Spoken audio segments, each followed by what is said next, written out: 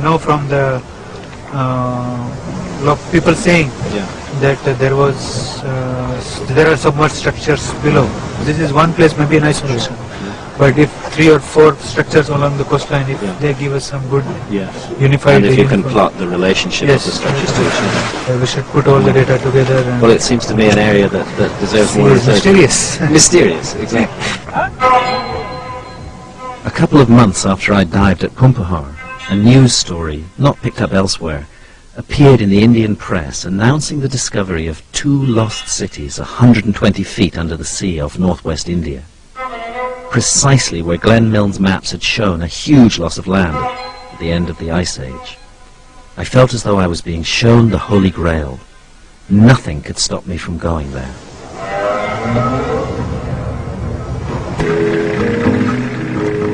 In 2001, a team of geologists from India's National Institute of Ocean Technology made a series of startling discoveries in the Gulf of Cambay. Their sonar readings show evidence for 2 huge cities 120 feet underwater. And a sample they've collected from the seabed has been carbon dated to the end of the Ice Age. The NIOT experts aren't archaeologists. They were doing pollution studies in the Gulf. But what they found is of massive archaeological significance. Could these flooded cities be the proof I've been looking for, which joined to archaeology? Initially, when we went, we thought probably we'll be on an early Harappan site. But after seeing all the artifacts and evidences what we have collected, it looks that they are before the Harappan period. Which means, in the end, that history is going to have to be looked at again. Definitely, maybe this is the beginning of a major discovery for the world. I think so. I think so. It's the scale of the sites which is so exciting. It looks like a twin city or a twin metropolis of ancient times. Right, right. The cities are located right in the area that Glenn Milne's sea level rise data shows was flooded between 7,000 and 8,000 years ago. This was at the very end of the Ice Age and was the last of 3 major pulses of meltwater release that have been identified by geologists. One city is more than 8 kilometers long, other one is almost 9 kilometers. These are enormous. Enormous, yeah. Both of them appears to be along 2 river courses. A natural place for humans to settle. Yeah. Can have a look here. This is a treasure trove. Next, Dr. Badranarian took me to see some of the artifacts they've recovered by dredging the underwater sites. These are our micro tools, where you can see various shaped thin objects, well polished, to use them for various purposes. This is like a spoon. You can see it is the shape of a deer they have made. Well, it's very interesting because it's carved the same on both sides. Human remains include a fossilized jawbone and vertebrae. And the artifacts show that these people were skilled in making pottery, jewelry and other ornaments. This seems to have been almost like turned on some sort of... Yeah, it appears to be a very good artifact. Probably they had a sort of hand instrument to turn all these things. If you see, there's a hole also they have made through that. And this hole runs all the way through it? Yeah, completely. Yeah. So this is absolutely definitively a man-made object. Yeah, we did not know what it was. Most startling of all, a stone slab was discovered with raised markings which could push back the date of the invention of writing to the end of the Ice Age. Yeah. This is some of the images we have picked up in the... Sub-bottom profiling, a technique that detects materials buried beneath the seabed, reveals the city's massive foundations. In between the seabed, you'll be seeing soft material. Right. This is the foundation of which has quite a different character from the rest. So this is building foundation. Building foundation. Right. And you can see that they are very regularly spaced. Indeed.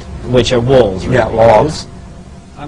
But a bigger surprise came from the side-scan sonar, a beam passed along the seabed to detect solid objects. The images show sophisticated geometrical structures. It's looking down on the seabed, these very right-angled structures. Yeah, these are about 77 meter by about 40 meter. Yeah. Actually, there's a series of steps going down. Looks like it's not anything that you normally come across in a marine, this one. No. It is obviously man-made. Yeah. But Dr. Badranarian had something even more spectacular to show me, which looks like a citadel. Something very different than what you see now. Right. Yeah. Wow. You see very square features. And I can this see a is lovely series of right angles here. They are all platform-like features. Yeah. The present length of this is about 98 meters.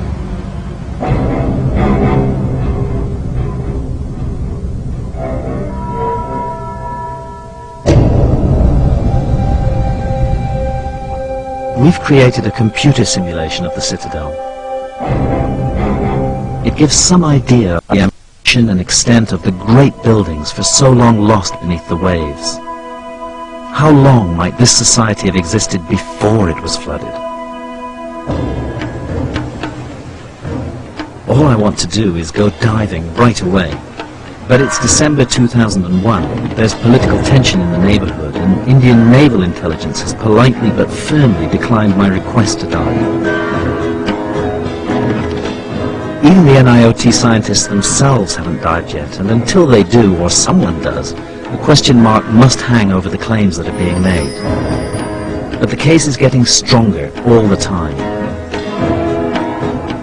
A month after I met them, the NIOT released the results of carbon dating on the artifacts recovered from the sunken cities. The results caused a sensation around the world. One of the objects was dated to 7,500 BC. That's 4,500 years before the cities of Mesopotamia and Egypt. How long would it have taken a civilization that was already here 9,500 years ago to build cities on this scale? We could be looking at a previously unknown high culture in existence around the coastal margins of India from perhaps as much as 12,000 years ago.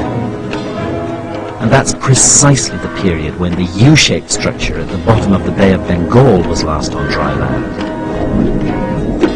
If we take the ancient flood myths seriously, instead of writing them off as primitive fantasies, as so many archaeologists do, then they can point us towards new discoveries. Discoveries that could rewrite history.